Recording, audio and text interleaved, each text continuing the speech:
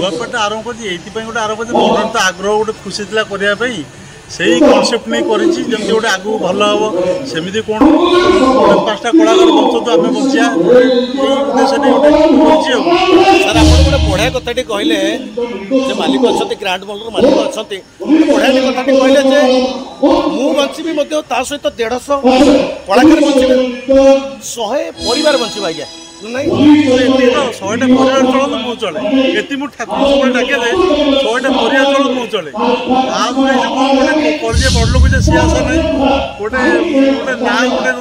गोटे कमाइबा गोटे कर 100टा परिवार यहाँ हूँ मोर मुख्य उद्देश्य। बर्तमान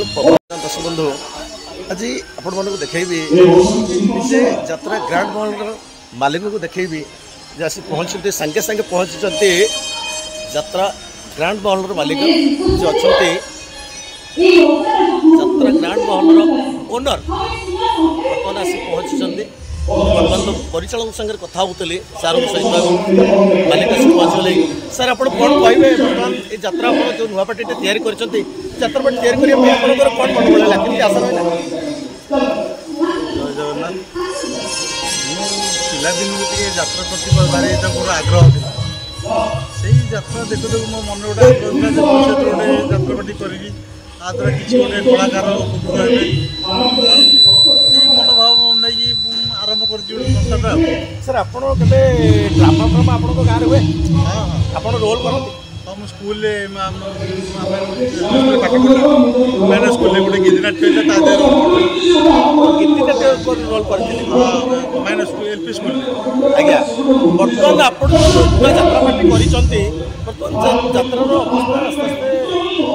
आस्ते बहुत डिमांड बर्तमान अभी बहुत पैसा है 200 250 300 टिकेट आप गोटे रिक्स नहीं पार्टी कर आपण जड़े यात्रा नुआपाटा आरंभ कर गोटे आरंभ कर मन तो आग्रह गोटे खुशी था करने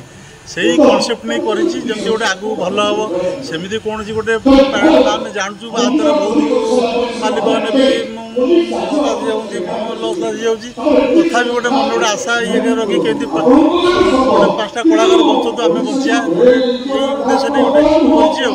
सर आप गोटे बढ़िया कथा कहले मालिक अच्छा ग्रांड मॉल मालिक अच्छा बढ़िया कथा कहले मु बची सहित 150 कलाकार बचे 100 परिवार बचे आज्ञा नहीं 100टा परिवार चलत मु चले ये मुझे ठाकुर सब डाके 100टा परिवार चलत मु चले यहाँ गोटे कर बड़ लोक सी आशा नहीं गोटे गोटे ना गोटे गोटे कमाइबा गोटे कर 100टा परिवार यहाँ हूँ मोर मुख्य उद्देश्य। बर्तमान गोटे आप सार सर आप पूरा टोटाल परिचयटा दिंतु आपको पचारि पारे आप टोटाल एंटार नाटा कौन निरंजन साहू निरंजन साहू बाल्यंता भुवनपुर बाल्यंता भुवनपुर आपंकर घर घरटा माटीकोट भुवनपुर जो आम आखड़ा चलते बाल्यंता भुवनपुर आखड़ा ये जगटा ना भुवनपुर बाल्यंता भुवनपुर सर आउ गोटे कथा पचारि जे आप जो आर्टिस्ट रखी केते माने आशावादी अच्छा 2024 2025 पार करेंगे 2024 25 पैतरी केमी पार करेंगे केते आशावादी अच्छा मैंने आपंकर जो कलाकार रखी सब आर्टिस्ट आमर प्राय गल तार किसी भी नुआ कलाकार रही कलाकार सब भल कलाकार कई खराब नहांती आ समस्तर भी माने भल आम जहाँ देखु समस्त अभिनय भल चलती नजर अच्छे समस्त बैनर आर्टिस्ट तो बैनर सहित आप जन दक्ष परिचालक रखी सी तो मेन पप्पू बाबू आम प्रफुल्ल बाबू ये मेन मुख्य परिचालक